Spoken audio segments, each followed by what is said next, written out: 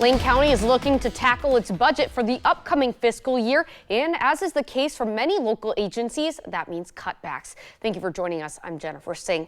Lane County is aiming to cut 50 vacant and part-time positions across the board.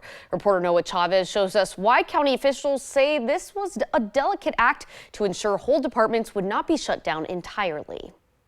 And we're making reductions in places that are going to have impact in how we're able to respond to issues. The proposed budget for Lane County will create changes and shakeups that leaders say will help keep the county running for the next fiscal year. We have not taken that approach. We've said we're not going to take an axe or a chainsaw to the budget. We're going to take a surgical approach. We're trying to be surgeons of the taxpayers' resources to make sure that we're putting the limited resources we have in the areas that are most valuable and impactful to the community.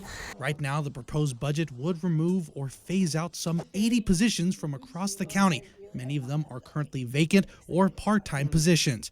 A reduction like this is needed because a major portion of county funding comes from the state and federal levels. About 60% of our revenue comes from the federal government and the state government, and about 40% of our revenue comes from local tax and fees. There's been a lot of conversation in the community across the state and across the country about impacts of cuts in budgets. We've seen that at the federal level in particular, where there's this effort to sort of lop off pieces of services that people rely on.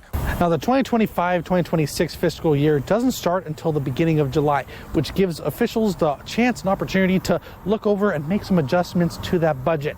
County officials add that this budget is the best way to set up this county for years to come. This is what I would say is the responsibility of us in local government and every level of government is to diligently identify those places that we can make reductions, create efficiencies, and streamline things to be able to still meet the needs of our residents. In Eugene, this has been Noah Chavez reporting.